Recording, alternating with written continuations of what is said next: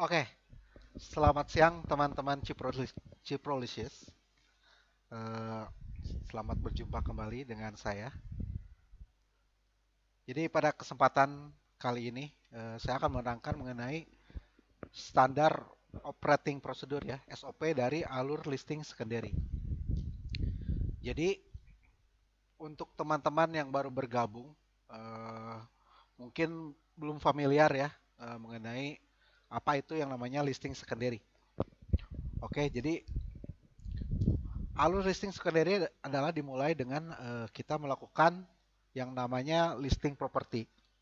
Untuk teman-teman yang pengalaman ya, udah lama berkecimpung di dunia properti, sudah paham lah bagaimana sih cara mendapatkan listing properti secondary.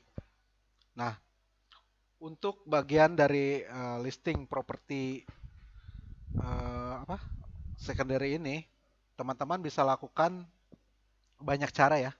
Jadi cara yang mudah sih untuk saya ya, kalau mendapatkan listing properti adalah ketika kita jalan-jalan, kita lihat ada rumah yang lagi dipasarkan. Nah, itu adalah kesempatan kita untuk mendapatkan listing secondary.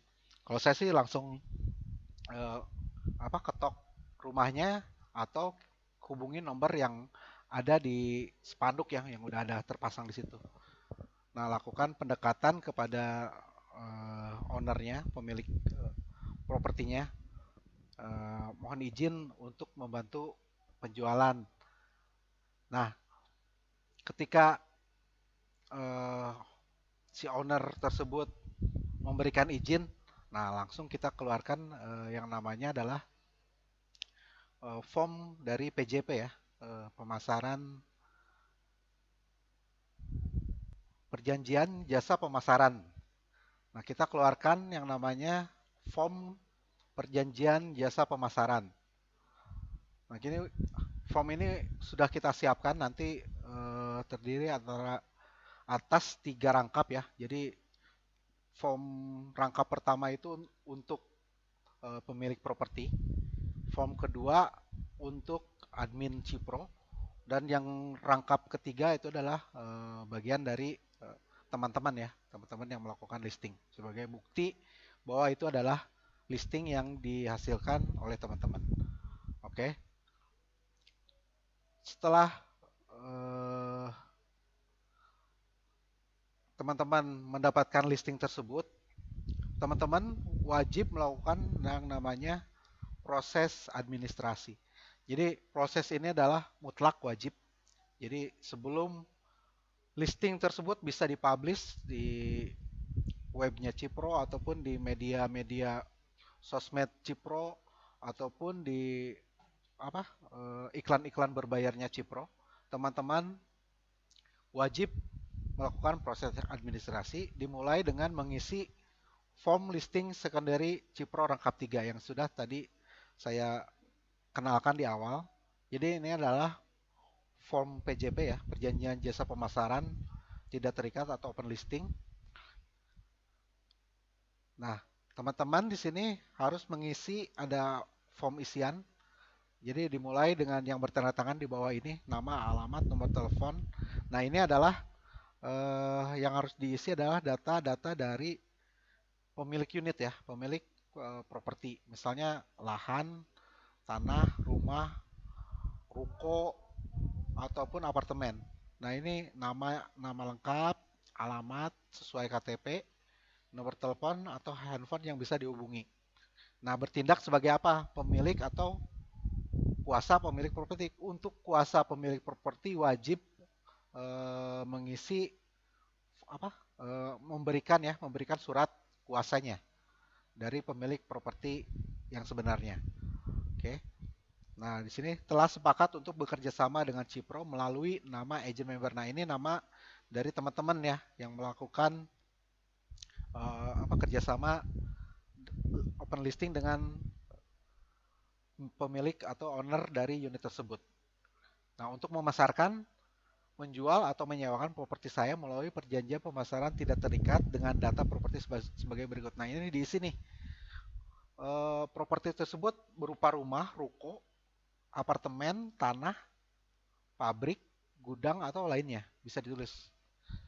Mungkin di sini ada apartemen, ada kondotel mungkin ya, belum masuk itu. Nah, ini alamatnya di mana? Alamat dari properti tersebut. Nah, areanya ini di mana nih? Ini nih mungkin kelurahan, kecamatan dari lokasi dari unit properti tersebut. Ukurannya diisi panjang kali lebar, luas tanahnya berapa, luas bangunannya berapa, kepemilikannya apa, hak milik, HGB, HPL, strata title ini untuk apartemen atau lainnya. Nah, kamar tidurnya ada berapa, kamar mandi ada berapa, jumlah lantai ada berapa, listrik berapa watt, telepon berapa line, jumlah AC ada berapa buah, kitchen set ada atau tidak, furnish, full, semi, non, ataupun non furnish. Nah, garasi ini muat berapa mobil, carport berapa mobil. Nah, ini yang paling penting juga dari rumah ya. Untuk rumah ini, eh, rumah atau apartemen hadapnya kemana? Ini harus diisi. Nah, ini keterangan lainnya jika belum tercantum di form ini, boleh ditambahkan di keterangan. Nah, ini harga penawaran dari si pemilik unit. Jadi, unitnya tersebut atau propertinya tersebut ditawarkan berapa? Ini harus diisi. Nah, ini si pemilik unit juga harus sadar dan harus mengetahui dan dijelaskan oleh teman-teman. Dengan perjanjian jasa pemasaran tidak terikat ini, maka saya berhak untuk memasarkan properti tersebut di atas melalui broker properti lain. Jadi si pemilik unit boleh melakukan pemasaran dengan pihak lain ya. Jadi tidak eksklusif dengan Cipro. Nah, jika Cipro berhasil menjual atau menyewakan properti tersebut, maka saya menyetujui untuk membayar jasa pemasaran komisi. Untuk jual kita standar di 3% dan untuk sewa adalah 5%. Dari total nilai transaksi paling lambat, nah ini harus dibayarkan 3 hari setelah selesai transaksi ya. Nah, Bandung tanggal berapa dilakukan perjanjian ini? Yang memberikan persetujuannya pemilik tanda tangan dan tanda tangan teman-teman ya, agen yang melakukan listing. Untuk kuasa pemilik wajib melampirkan surat kuasa yang ditandatangani di atas materai. Dan harus dijelaskan juga kepada pemilik unit di sini belum tercantum tapi bisa dituliskan. Jadi dijelaskan kepada pemilik unit apa yang akan kita lakukan terhadap propertinya tersebut. Misal, Pak, Ibu, mohon izin jika nanti ketika proses kita melakukan proses pemasaran properti tersebut, kita minta izin bahwa kita diperbolehkan untuk memasang spanduk, aerosign atau dan lain-lain di propertinya tersebut. Nah, ini wajib ya. Kalau bisa dituliskan di sini. Boleh atau tidaknya kita memasang media promosi. Karena pernah kejadian ini pengalaman kita bisa dituntut kalau misalnya si si pemilik properti ini tidak diinformasikan dan tiba-tiba kita memasang spanduk. Dia bisa keberatan tuh. Makanya dituliskan di perjanjian ini ya, dituliskan bahwa kita boleh melakukan media promosi seperti aerosign atau banner pasang spanduk, ataupun dijelaskan juga bahwa yang akan kita lakukan adalah kita akan pasarkan melalui iklan. Nah, ini harus dikasih tahu juga bahwa mungkin si Bapak akan melihat atau saudaranya atau siapa bahwa propertinya tersebut ada di iklan kita ya. Kita kan bermain di marketplace dan di sosial media. Jadi harus diterangkan supaya tidak terjadi kesalahpahaman di kemudian hari. Oke. Selanjutnya kita kembali ke SOP. Jadi setelah mengisi form listing secondary Cipro rangkap 3 yang tadi yang sudah saya terangkan itu form PJP ya. Wajib ditandatangani oleh pemilik properti. Ini penting sekali, harus ditandatangani dan dimengerti oleh pemilik properti. Oke. Untuk selanjutnya, pemilik properti wajib, ini juga wajib melampirkan kopi KTP. Boleh. Nah, ini lebih bagus lagi nih. Misalnya si pemilik properti itu apa? Mau melampirkan bukti kepemilikan ya. Misalnya kalau lahan ada kopi sertifikatnya, ataupun rumah ada sertifikatnya, ataupun apartemen ada sertifikatnya strata title. Nah, itu lebih bagus lagi kalau mereka mau melampirkan dokumen pendukung tersebut. Tapi kalaupun tidak masalah. Yang penting dia melampirkan kopi KTP. Oke. Nah, eh, penting juga untuk ditekankan kepada teman-teman bahwa data-data serta kerahasiaan dari pemilik properti ini sangat Cipro jaga ya.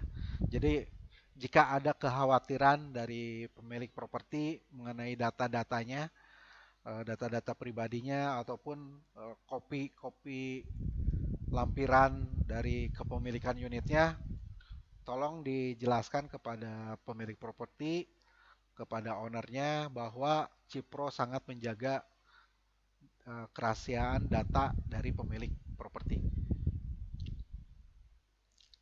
Karena hal itu menyangkut juga dengan kredibilitas Cipro ya. Kalau sampai data-data pemilik properti itu tersebar di luar gitu. Jadi diingatkan kembali kepada pemilik properti bahwa Cipro ini adalah perusahaan yang legalitasnya sudah jelas, dan kita pun ikut bergabung bernaung di bawah Asosiasi Real Estate Broker Indonesia atau AREBI. Kita tuh sudah istilahnya udah resmi ya, bukan property agent abal-abal. Jadi tolong dijelaskan kembali, ini juga merupakan branding dari Cinta Properti bahwa kita sangat menjaga data dan kerahasiaan dari pemilik unit. Oke, untuk selanjutnya setelah proses administrasi selesai, ini masuk dokumen ke admin Cipro. Nah, ini form yang sudah ditandatangani oleh pemilik properti, agent member ini wajib menyerahkan kepada admin Cipro untuk kita lakukan proses pendataan, dan kita juga menilai bahwa listingan tersebut, properti tersebut adalah layak untuk kita pasarkan. Nah, ini kita akan lakukan penilaian. Selain layak, juga kita akan cek ya, jangan sampai terjadi double listing. Bisa bisa terjadi satu listingan dimasuk apa didaftarkan oleh lebih dari satu agent. Itu kemungkinan bisa terjadi, makanya kita akan lakukan proses screening terlebih dahulu. Apakah listingan ini layak untuk kita pasarkan? Yang pertama. Terus yang kedua, apakah listingan ini baru atau sudah didaftarkan oleh agent member yang lain yang udah masuk ke Cipro. Jadi kita akan lakukan dulu penilaian screening di awal. Jadi selama proses masuknya dokumen ini, agent member belum bisa memasarkan propertinya ya. Jadi teman-teman belum boleh memasarkan propertinya karena listing tersebut masih kita screening. Oke, ketika listing tersebut kita nyatakan layak, layak publish, layak kita pasarkan, maka akan kita publish listing tersebut di jaringan kita ya. Bisa kita publish di website ataupun di media-media iklan kita yang berbayar. Nah, listing saat itu kita nyatakan sudah publish, jadi sudah boleh dipasarkan oleh teman-teman agent, oleh jaringan seluruh marketing dari Cinta Properti. Jadi listing tersebut dinyatakan layak untuk dipasarkan. Oke, nah ini selanjutnya setelah listing tersebut publish, eh, kita lakukan yang namanya after sales ya. Ada kalanya ini berdasarkan pengalaman juga. Jadi properti itu tidak apa ya, syukur-syukur bisa terjual dengan cepat ya. Hari ini dipasarkan, hari ini terjual, bisa, itu sangat bagus sekali. Tapi ada kalanya properti itu 1 bulan, 2 bulan, 3 bulan, bahkan bisa lebih dari 3 bulan, 6 bulan, atau bahkan 1 tahun. Nah itu kita harus melakukan proses yang namanya after sales. Jadi teman-teman agent ini setelah 3 bulan nih produk dari apa dari konsumennya ya, dari pemilik unitnya, ketika sudah dipasarkan 3 bulan dan belum belum laku, maka teman-teman agent ini wajib memberikan laporan atas listing yang dipasarkan kepada pemilik unit atau properti. Jadi apa aja sih yang sudah teman-teman lakukan terhadap unit atau properti tersebut, misal untuk lahan kosong atau untuk rumah ya, teman-teman bisa cantumkan laporan bahwa di lahan tersebut, di rumah tersebut sudah dilakukan pemasangan media promosi, misal kita sudah melakukan pemasangan arrow sign ataupun banner ataupun spanduk. Itu bisa bisa ditulis di laporannya. Terus yang kedua, laporannya laporan iklan. Jadi teman-teman sudah mengiklankan unit tersebut di mana aja. Nah, itu dicantumkan, misal kita sudah pasarkan di sosial media, YouTube, eh, Facebook, IG, ataupun di media-media berbayar, misalnya di marketplace kita udah pasang iklannya di OLX. Nah, itu wajib dicantumkan, dan bukti bukti iklannya kita screenshot, kita masukkan di laporan tersebut. Terus lakukan juga apa komunikasi yang baik ya. Jadi selama unitnya belum terjual, kita lakukan komunikasi yang baik dengan pemilik unit. Jadi kenapa sih unit ini masih belum terjual gitu? Apakah harganya yang kemahalan? Kan bisa terjadi bahwa harga di sana yang diinginkan oleh pemilik unit mungkin terlalu tinggi ya.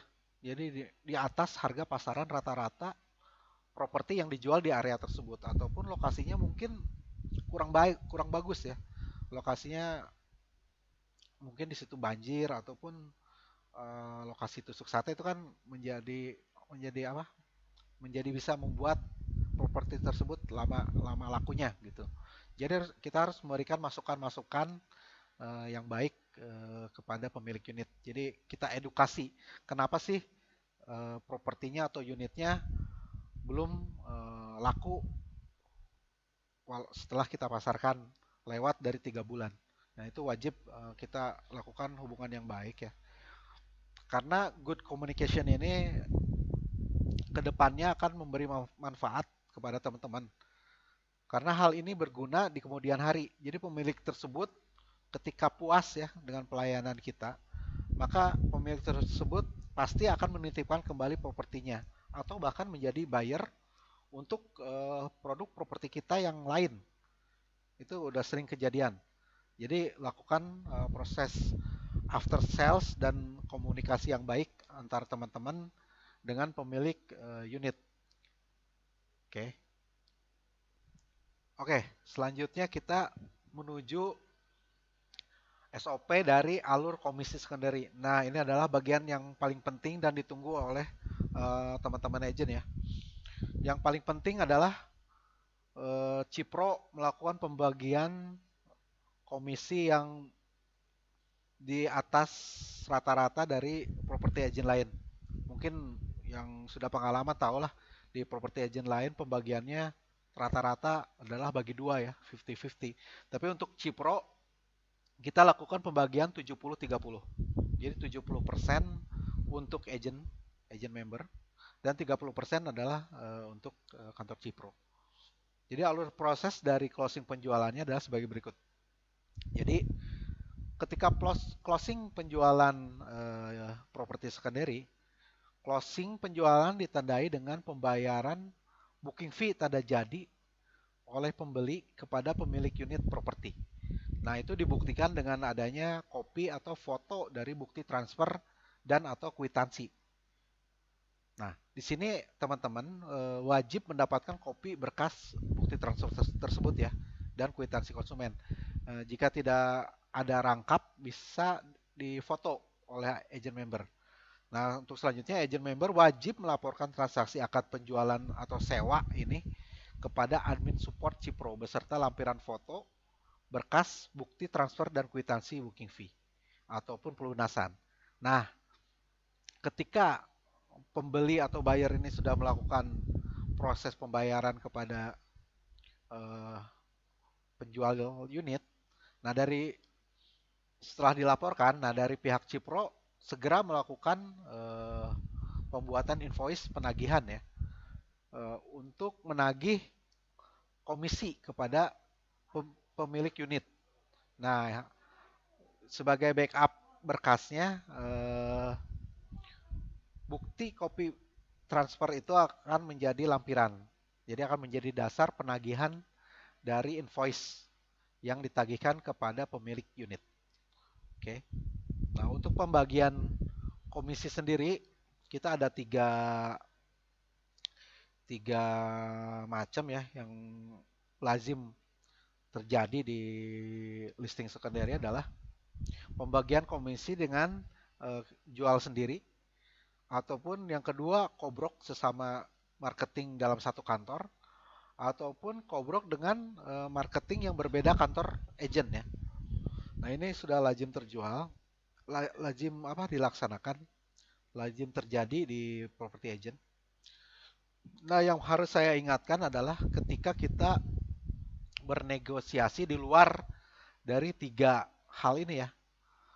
Ada kalanya kita melakukan co-broking selain dengan marketing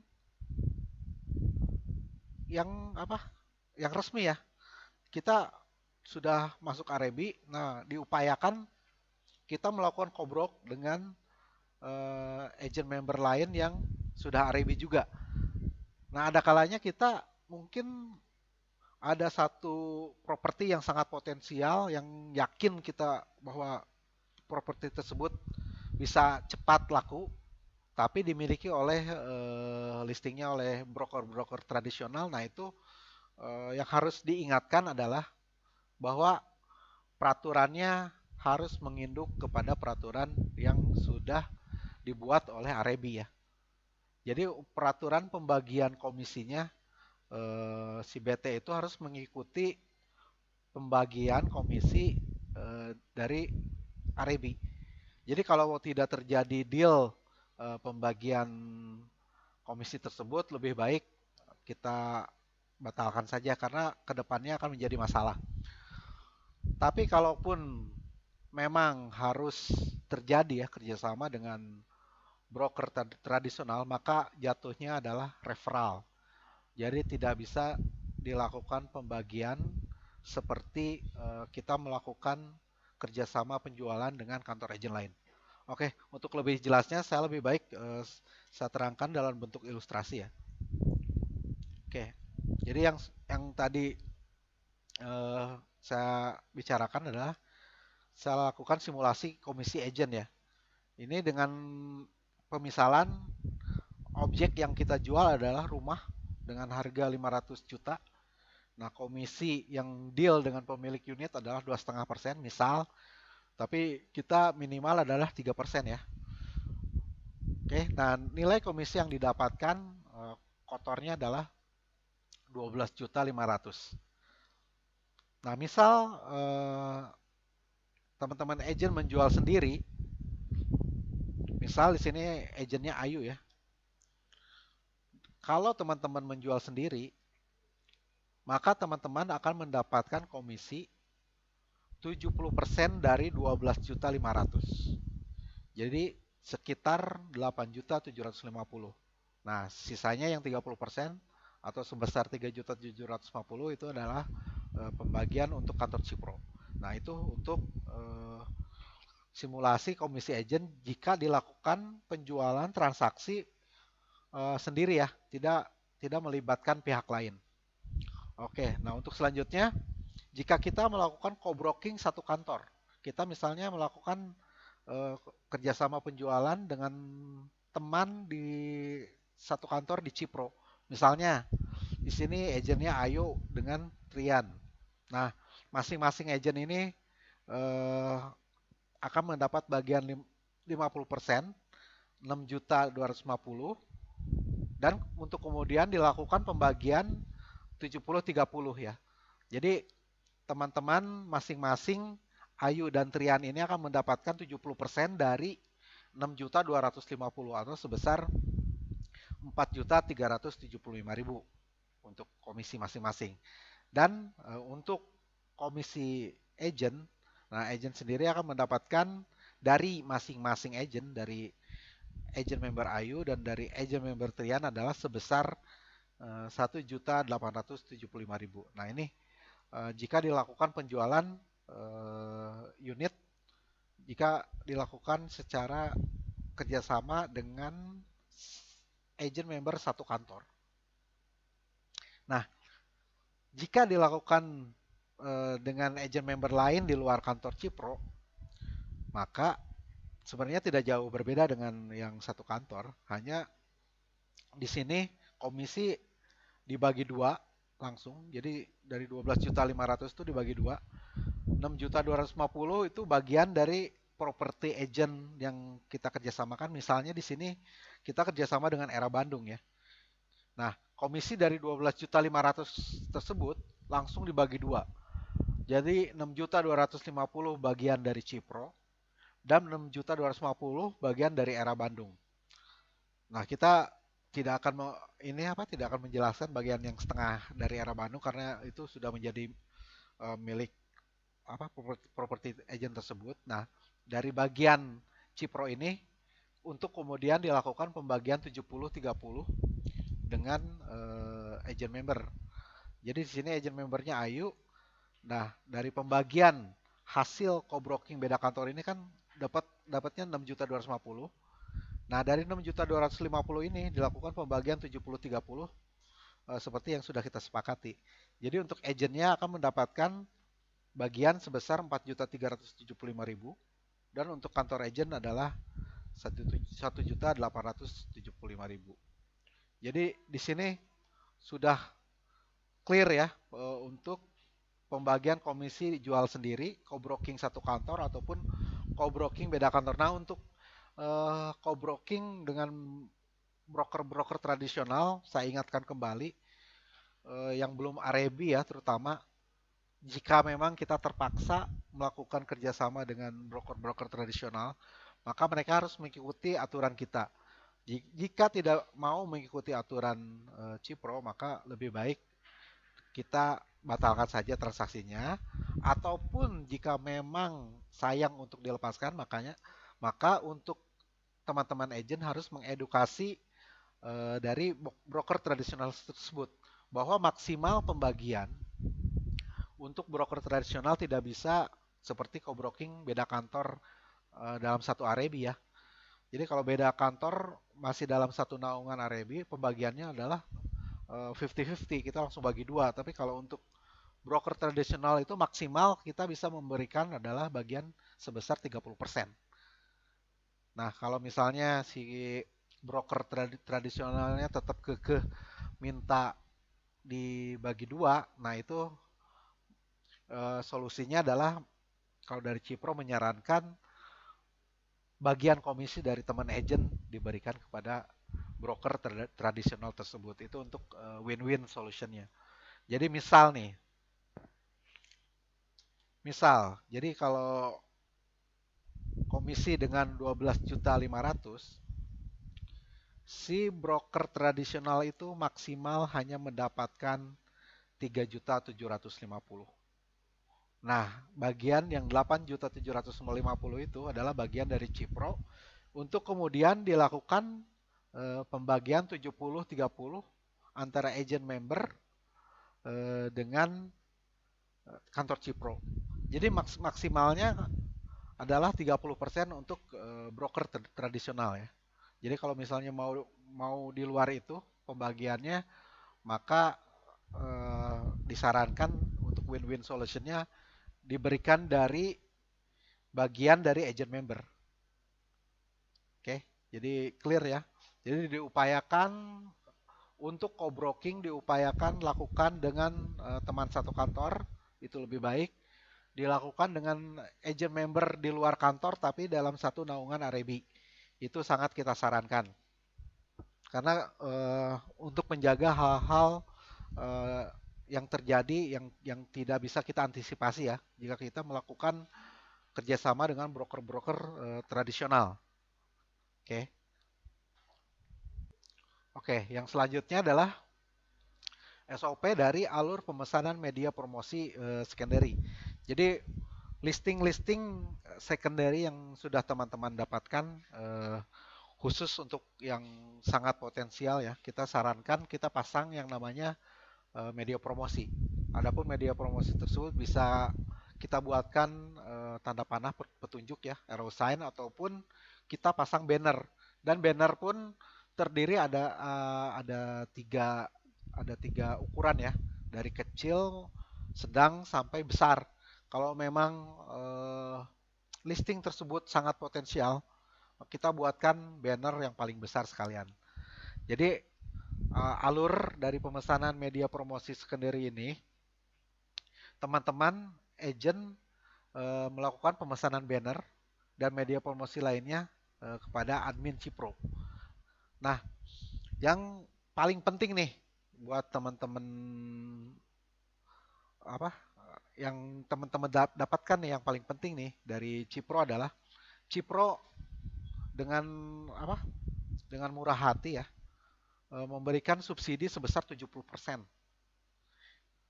Boleh dibandingkan dengan properti agent lain untuk subsidi ini mereka mengikuti cara pembagian komisi. Misalnya, kalau komisinya 50-50 maka media promosi pun ditanggung 50-50.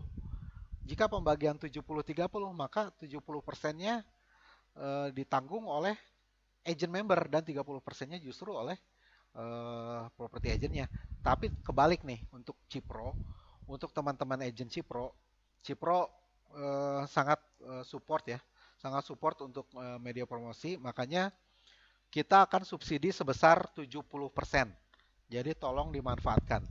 Jadi misal kita buat banner seharga 100.000, maka teman-teman agent dibebankan biaya adalah 30.000 dan 70.000-nya adalah murni disubsidi oleh Cipro.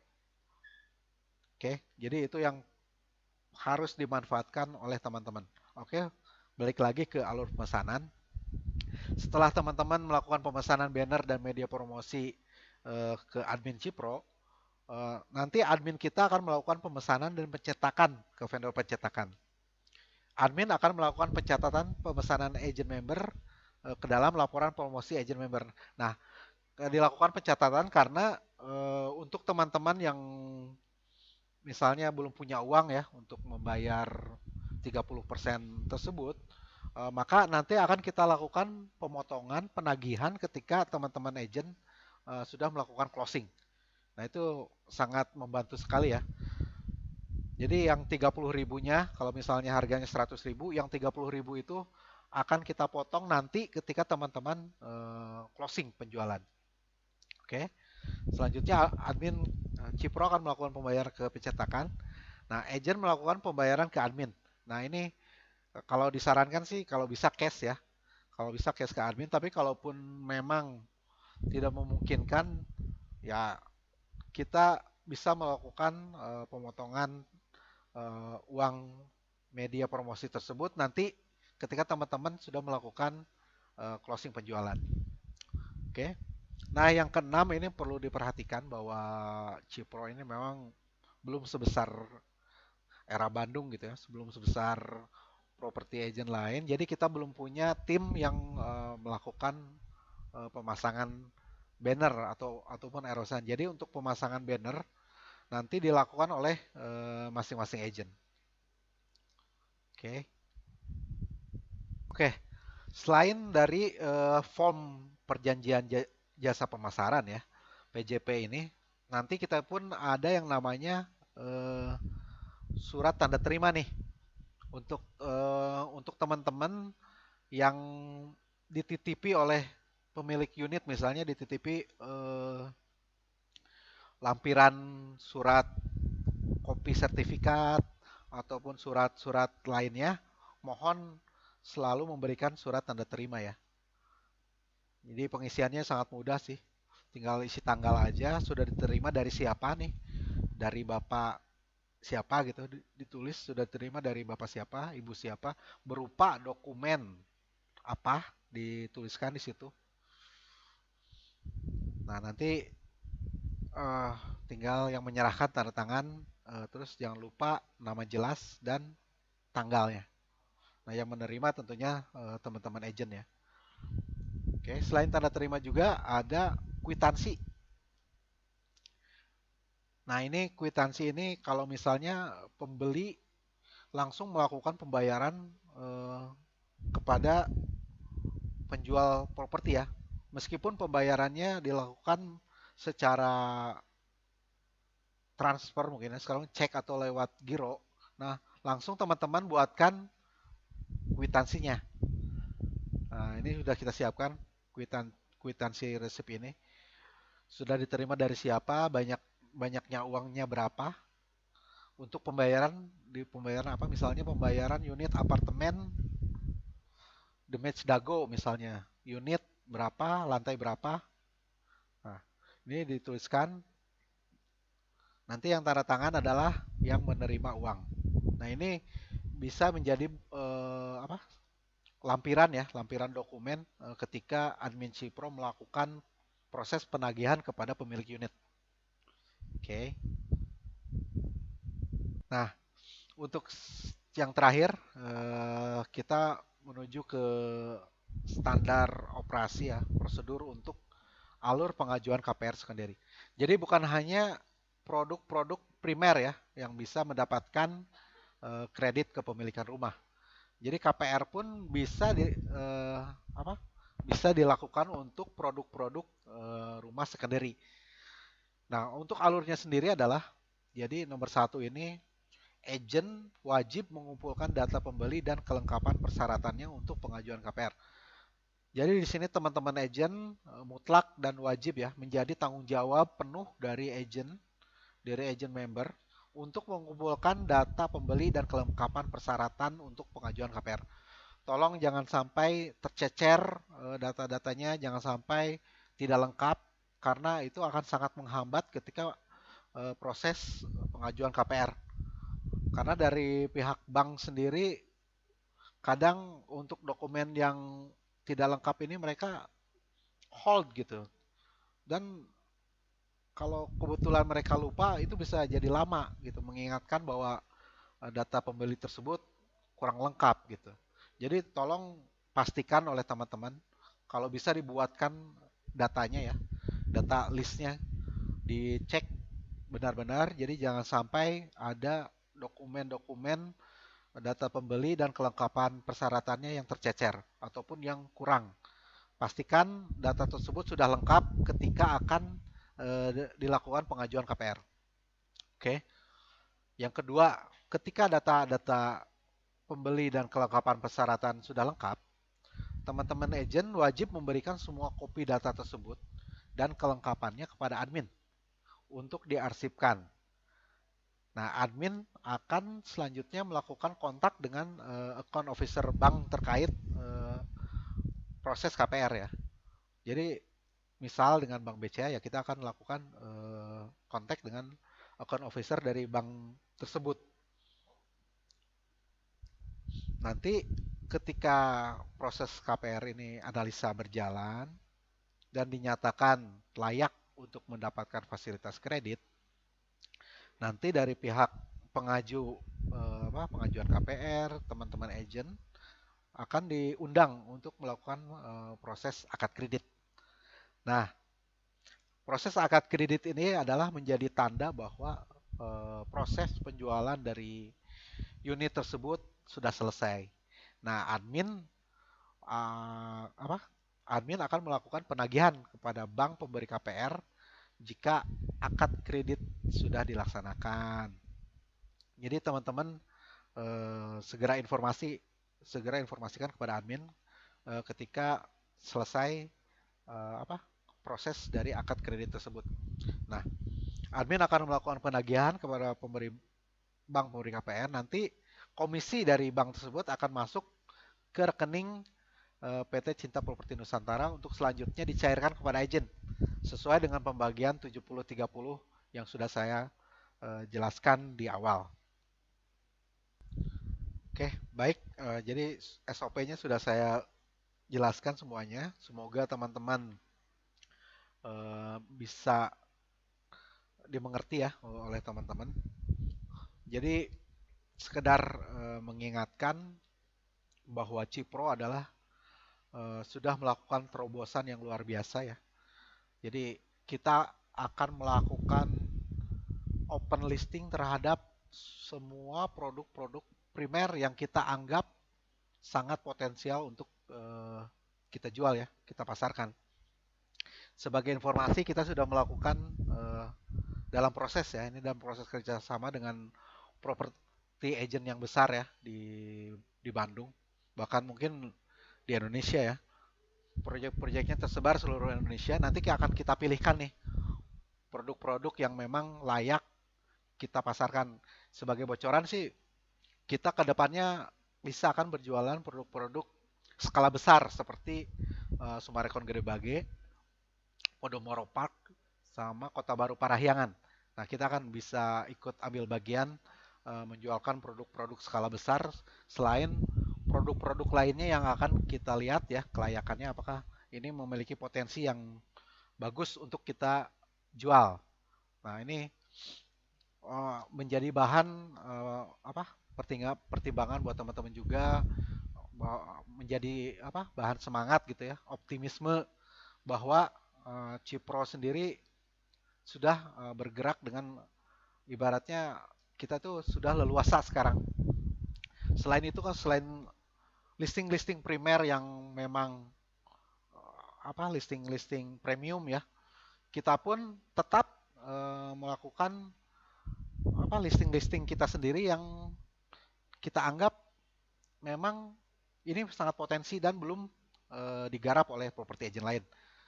Jadi jangan khawatir untuk listing properti kita, listing primer kita nanti akan luar biasa banyak dan luar biasa variatif ya, dari mulai yang premium sampai dengan harga murah 200 jutaan. Itu kita akan sangat variatif. Nah, selain itu di luar itu semua kita pun akhirnya bermain di secondary ya, di listing secondary. Nah, ini harus teman-teman manfaatkan juga. Kenapa? Karena komisi atau uang dari listing secondary ini sangat cepat ya. Sangat cepat dan mereka tuh bermainnya di cash. Pasti bermainnya di cash. Kalaupun tidak cash, pasti mainnya ke KPR. Nah, ini pengalaman yang sudah yang pernah teman-teman mungkin di agent lain dapatkan.